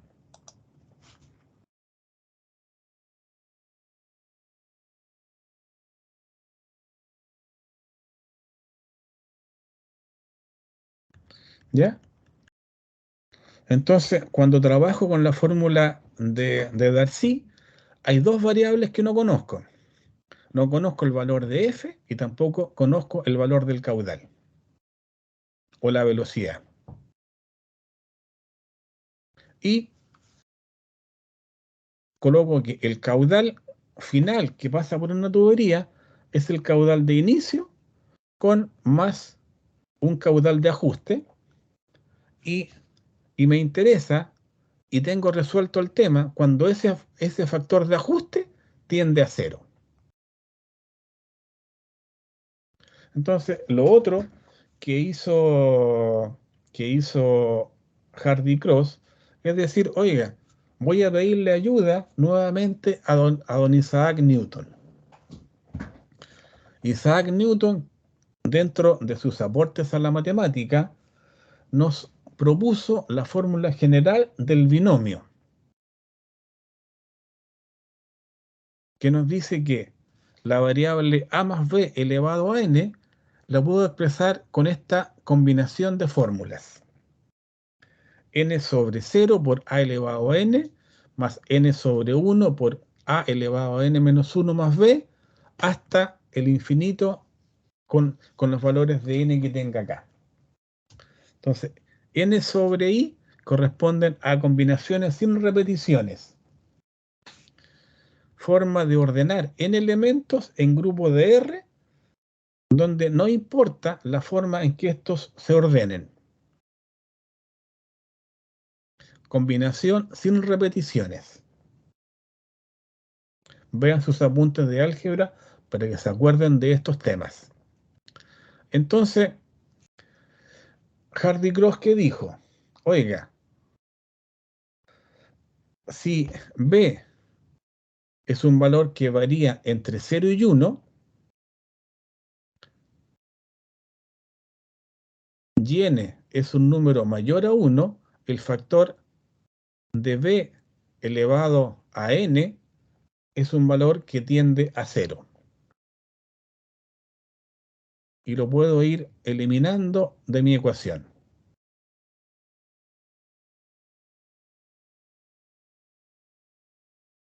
¿Ya?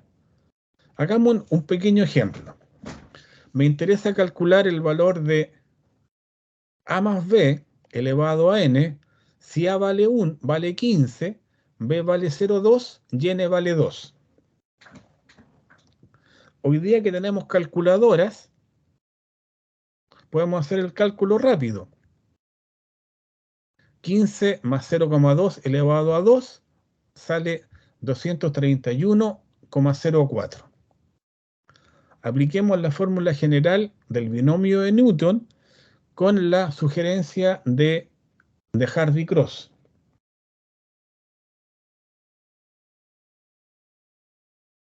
¿Ya? Aplicamos la fórmula de Hardy Cross y obtenemos que el valor con el método de Hardy Cross aplicado sobre el binomio de Newton es 231. ¿Cuál fue el error que cometimos?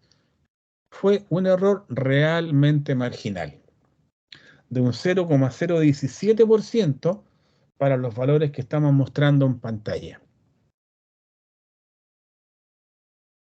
Entonces Hardy Cross dijo, oiga, perfecto, si el error es tan pequeño, no me genera mayor drama y lo puedo aceptar.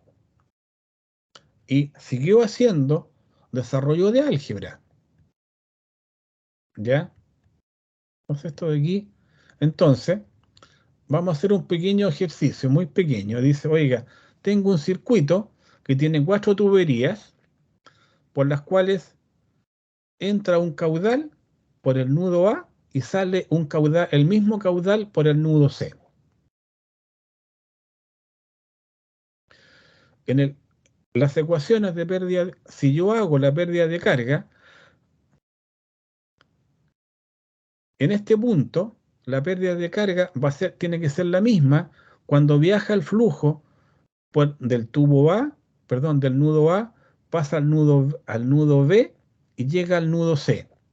Y va a ser la misma pérdida de carga que si viaja del nudo A, llega al nudo D y termina en el nudo C. por simetría. Y yo puedo colocar aquí que la pérdida de carga es la misma, le doy forma vectorial y le damos la forma de la sumatoria de las pérdidas de carga vale 0. ¿Ya?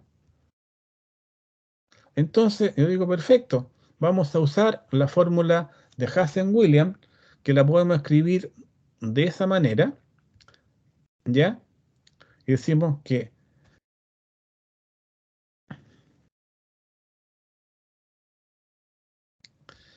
el valor de K es lo que habíamos llamado antes el valor de A. K sub 1 por Q elevado a 1,8 va a ser igual al valor de K sub 2 por Q elevado a 1,852. Y lo que propuso Hardy-Cross es que el caudal era el caudal de inicio más un factor más un caudal de ajuste. Y esa ecuación nos queda de la forma que aparece aquí. K sub 1 por Q elevado por Q sub 1 elevado como 1,85 va a ser igual al Q sub 1 por el Q1 más el factor de ajuste elevado a 1,8. Tanto para la expresión de Q sub 1 como para la expresión de Q sub 2. Aplicamos ahora la ley del binomio en la forma que había propuesto Newton, y despreciamos los términos de delta de segundo orden y superiores.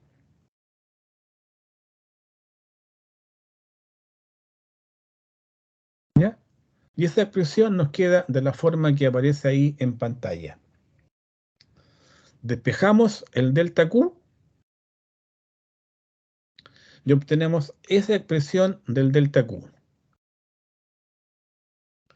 Seguimos haciendo trabajo de álgebra y la podemos escribir de esta manera, que el delta Q es igual a menos la sumatoria de, de los factores K por Q elevado a 1,85 partido por 1,85 por la sumatoria de los factores K por Q elevado a 0,85. Y ahora podemos recordar algunos conceptos. Que la pérdida de carga era igual a el factor K por Q elevado a 1,85 y el factor K por Q elevado a 0,85 va a ser igual a la pérdida de carga partido por el caudal. Y la expresión anterior nos queda de esta manera, que este factor de ajuste va a ser igual a menos la sumatoria por las pérdidas de carga partido por n, que es el factor al cual estamos elevando el caudal, por la sumatoria de las pérdidas de carga partido por el caudal, que es la expresión que propuso Hardy-Cross para calcular este factor, este caudal de ajuste, y cuando ese caudal de ajuste llega a 0 o tiende a 0, nuestro sistema ya ha llegado a la solución que estamos buscando, porque estamos buscando el valor de inicio más un factor de ajuste, e iniciamos un proceso de iteración. Y cuando ese factor de ajuste tiende a 0, tenemos resuelto nuestro problema bajo un punto de vista matemático. ¿Ya?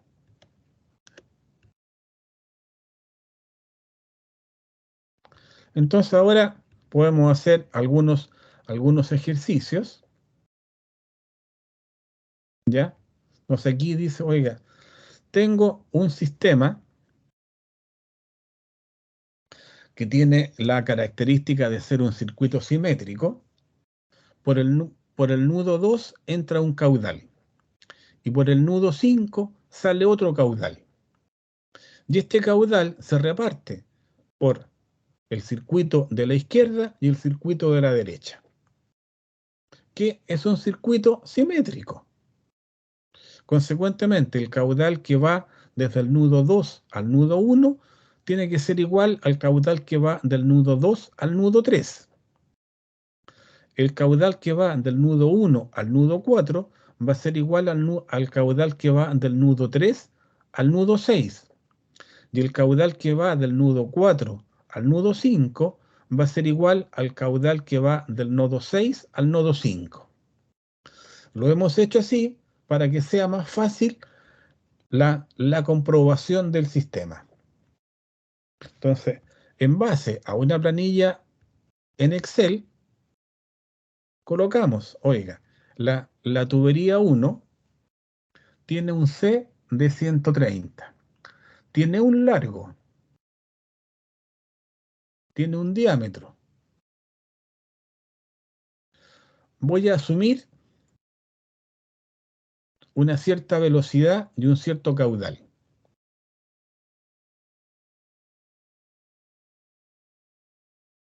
¿Ya? Entonces, aquí me faltó algo, indicar que el caudal que saco por el nudo 5 va a ser de 200 litros por segundo. Mismo caudal que voy a entrar acá, en el nudo 2. Entonces, este caudal de 200 litros por segundo se reparte hacia el nodo 1, hacia el nodo 3 y hacia el nodo 5. ¿Cuántos litros se van hacia el nodo 1? ¿Cuántos litros se van hacia el nodo 3? ¿Y cuántos se van al nodo 5? Asumo ciertos caudales. Y digo, perfecto, oiga, hacia el nodo 1 se van 25 litros, los mismos que se tienen que ir hacia el nodo 4. Y consecuentemente, si hacia la izquierda se van 25, hacia la derecha se van 25, tienen que pasar hacia el nodo 5 la diferencia de caudales entre el caudal que entra menos el caudal que se va a la izquierda menos el caudal que se va a la derecha. Consecuentemente, por el tubo 2.5 se tienen que ir 150 litros. Por el tubo 1.5, si por aquí entran 25 litros, por acá tienen que salir 25 litros. Y si por acá entran 25, por acá tienen que salir 25. Ya hago el mismo análisis para el otro ramal. Entonces esas son las condiciones que pongo en la planilla. Digo, perfecto, el caudal que va hacia el nodo 1 es de 25 litros, el caudal que va hacia el nodo 5 es de 50, el caudal que va hacia el nodo hacia el otro lado también va a ser de 25. Entonces aquí tengo el nodo 1, 2, el nodo 2, 3 también lleva los 25 y aquí voy aplicando las condiciones de traslado de caudal. Tengo que darle un sentido de flujo al agua y la recomendación después de mucho uso de el método de Hardy-Cross, es decir, los caudales que siguen el mismo sentido de los punteros del reloj los voy a llamar positivos y los caudales que son contrarios al sentido del reloj los voy a llamar negativos. Cuando pongo el reloj en este cuadrado, el nodo 2, el tubo que va, el caudal que va del nodo 2 al nodo 5 tiene signo, perdón, al nodo 3 tiene signo positivo. Lo mismo pasa con el flujo que va del nodo 3 al nodo 6, tiene signo positivo. Y lo mismo pasa con el tubo, con el flujo que va del nodo 6 al nodo 5. Pero el flujo que va del nodo 2 al nodo 5 tiene signo negativo porque va en contra del sentido de giro del reloj. Mismo análisis que hago con la otra rama del circuito. El flujo que va del nodo 2 al nodo 1 tiene signo negativo porque va en sentido contrario a los punteros del reloj. El flujo que va del nudo 1 al nudo 2, le estoy asumiendo un sentido que va del nudo 1 al nudo 2, que va contra los punteros del reloj, y le doy signo negativo. Lo mismo pasa con el flujo entre el nodo 4 y el nodo 5, y en el nodo 2 al nodo 5 tiene signo positivo. Y eso lo pongo acá también con los valores de signos positivos y signos negativos. Calculo la pérdida de carga.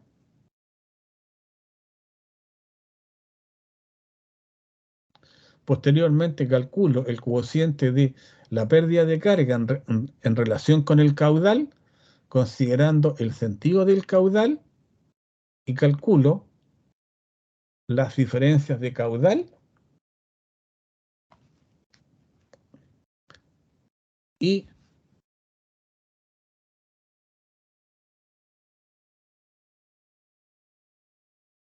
los deltas de caudal, y calculo los factores correspondientes de ajuste.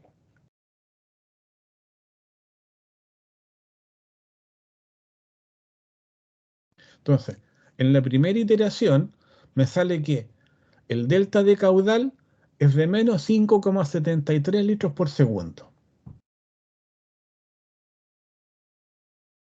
Hago el otro proceso de iteración. Entonces aquí, cuando partí, asumí unos ciertos caudales que con la primera iteración los corrijo. Les tengo que agregar o restar el factor de 5,73 litros por segundo, que es el factor de ajuste. Entonces, para la primera secuencia de ajuste, el caudal me sube a 30 litros, que va hacia la izquierda y a la derecha, y hacia abajo, que había supuesto 125 litros, se me reduce en 12 litros. Y después de varias iteraciones, después de 3 iteraciones, el factor de ajuste ya se me ha reducido a valores cercanos a 0 litros por segundo, a menos 0,22, que ya puedo decir que es un porcentaje de error que lo puedo aceptar. Y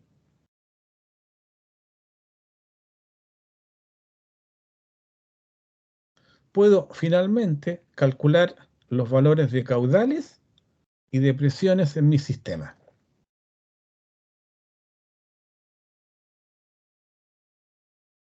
¿Ya? Ahora,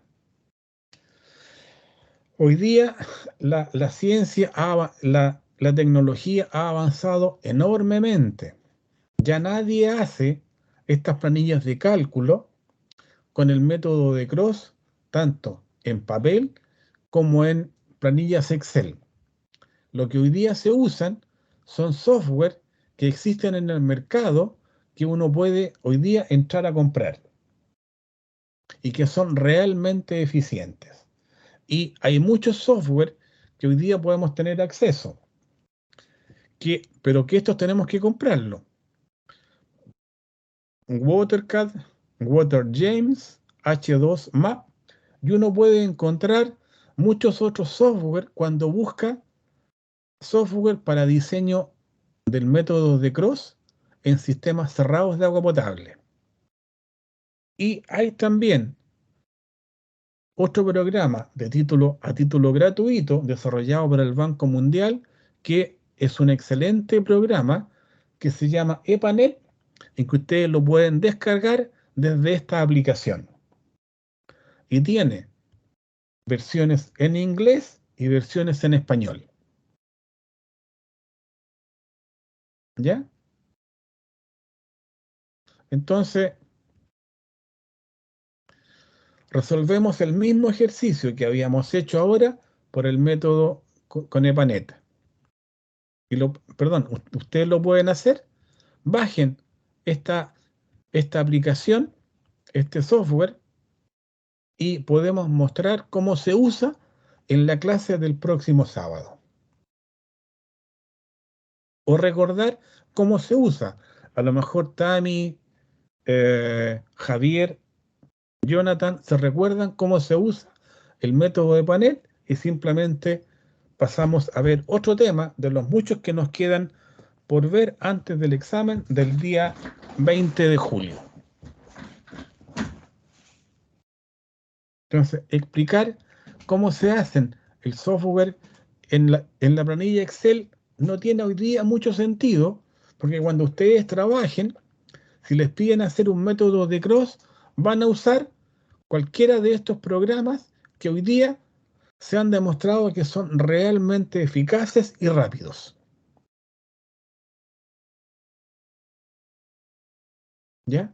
Entonces yo les pido que los descarguen en sus sistemas y vamos a hacer un par de ejercicios en la clase del próximo sábado para mostrar cómo se tienen que hacer, ¿ya?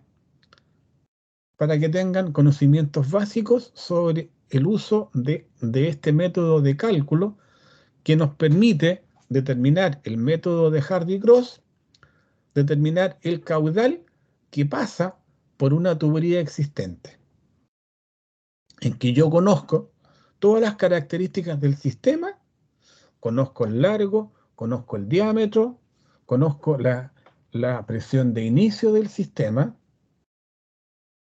y tengo toda la información, y lo único que no conozco es el caudal que cada tubería lleva. Y este método sí me permite solucionar ese problema a través de las genialidades que tuvo Hardy-Cross, que dijo, oiga, el método que yo propongo considera consideraciones físicas que son muy lógicas y consideraciones matemáticas. Las consideraciones físicas, no sé dónde están por ahí, las consideraciones físicas, ley de continuidad de masa en los nudos, absolutamente lógica. Ley de conservación de la energía en los circuitos, no es tan lógica, pero cuando uno analiza una red simple, llega a la conclusión de que realmente la sumatoria de pérdidas de carga, cuando lo expresa en forma vectorial, considerando los sentidos de flujo, la sumatoria de las pérdidas de carga es igual a 0. Y después viene las consideraciones matemáticas que en forma genial se le ocurrieron a Hardy-Cross. El error al no considerar el factor, el aporte de los factores a elevado b, si el factor a es un factor que varía entre 0 y 1 y b es mayor a 1, que ese aporte en el desarrollo numérico es realmente despreciable y que el caudal que pasa por una tubería, finalmente yo lo puedo determinar como un caudal de inicio más un caudal de ajuste.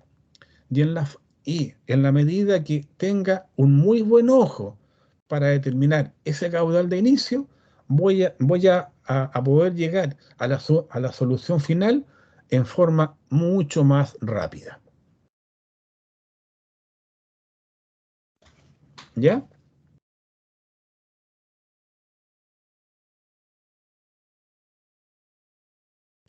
Entonces, Ya, hasta aquí dejaríamos la conversación de hoy día. ¿Ya? Y vamos a explicar cómo se usa el método de EPANET, que es bastante sencillo, y les pido que por favor lo descarguen para la clase del próximo sábado. bueno, profe. Entonces, cada vez que yo hago el diseño de una red de agua potable, lo que estoy haciendo es una verificación de si la red que yo creo que resuelve el problema realmente lo resuelve, y tengo que hacer 3 verificaciones. Caudal nulo, la presión manométrica en todos los nudos tiene que ser inferior a 70 metros columna de agua, la verificación para el caudal máximo, la presión tiene que ser mayor a 15 metros columna de agua, y la condición de incendio tiene que ser mayor la presión a 5 metros columna de agua, para que la red el agua que sale del grifo tenga presión suficiente para llegar al carro bomba, que actúa como una planta elevadora, y ese carro bomba tiene que agregarle la energía hidráulica al agua para que viaje por la manguera del bombero y salga con la presión y velocidad necesaria que este bombero necesita para apagar el incendio. ¿Ya? Eso tenía por ahora Tami, Jonathan y Javier. Y los felicito porque ustedes son los únicos que entregaron en forma oportuna el control. Y por lo que estuve viendo, tanto el desarrollo que hizo Tami como el que hizo Javier están muy bien orientados. Me faltó ver la otra, ya, porque también entraste tarde hoy día a la clase, Jonathan. Sí, profe. Ahí me estoy dando cuenta que en el ejercicio 1 me faltó el booster y en el ejercicio 2 como tomar consideración de los 20 columnas de agua, pero ahí lo voy a resolver de nuevo. Perfecto, me alegro mucho. Si aquí tenemos que ir aprendiendo distintas formas de enfrentar el tema.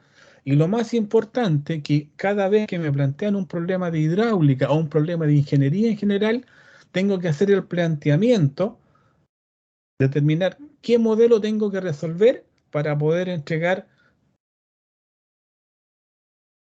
respuesta que me están pidiendo. ¿Ya?